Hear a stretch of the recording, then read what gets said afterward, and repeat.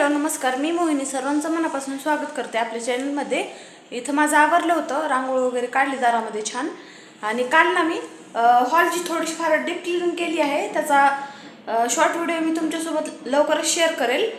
तर आता स्वयंपाक वगैरे राहिलेला आहे, आज वांग्याची भाजी वगैरे बनवायची आहे. तर चला स्वयंपाकाला सुरुवात करते. होईल आज वांग्याची भाजी खायची होती, तर रेसिपी तुमच्यासोबत पण शेअर करावी म्हटलं. तर इथं तेल, जिरे, मोहरी टाकून घेतलं आणि नंतर लसूण टाकायचं. अद्रक पण तुमच्या आवडीनुसार तुम्ही कमी जास्त टाकू शकता. मी काही टाकले नाही अद्रक, कारण लसणानं पण खूप छान चव येते आणि लेकरं पण आवडीनं खातात. तर एकदम भरीत असताना तशीच चव लागते बघा.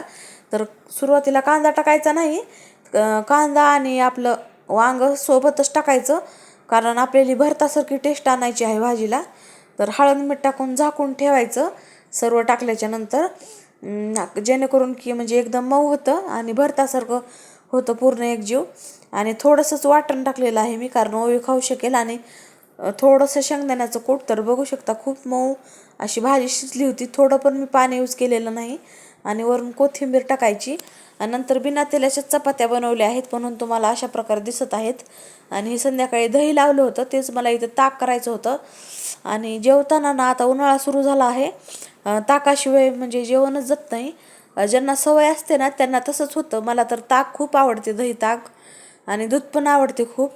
आणि उन्हाळ्यामध्ये स्पेशली ताक खूपच छान लागतं अशा प्रकारे जर भाजी केली सुकी. तर इथं मी ड्रॉवर वगैरे सर्व स्वच्छ केले होते. ऑलरेडी मी मिनी ब्लॉग तुमच्यासोबत शेअर केला आहे, त्यामध्ये नक्कीच चेक करा तुम्ही. इथं दूध आलं होतं, ते तापवलं. नंतर दोघी मायकेली लेकींनी जेवण वगैरे करून घेतले. भाजी खूप टेस्टी झाली होती, जे की ओवीला खूपच आवडली. तुम्ही पण नक्की ट्राय करू शकता. आणि बघू शकता हॉल सर्व फर्निचर वगैरे पुसून घेतल्यामुळं किती स्वच्छ दिसत आहे. आणि माझं पार्सल आलं होतं इथं. तर ह्या पिलो कवर आल्यात बघा बेडशीटासोबत. बेडशीट मागवलं आहे मी. पिलो कवर खूप सुंदर दिसत होत्या, क्यूटशा अशा छोट्याशा आहेत. आणि हे मी बेडशीटच्या खोळा मागवल्यात, तर जे की मोठ्या उशांसाठी आहेत, ते पण खूप सुंदर आहेत. आणि क्वालिटी तर एकच नंबर आली होती. बेडशीटची पण क्वालिटी एक नंबरच आहे. आणि डबल बेडचं बेडशीट आहे हे.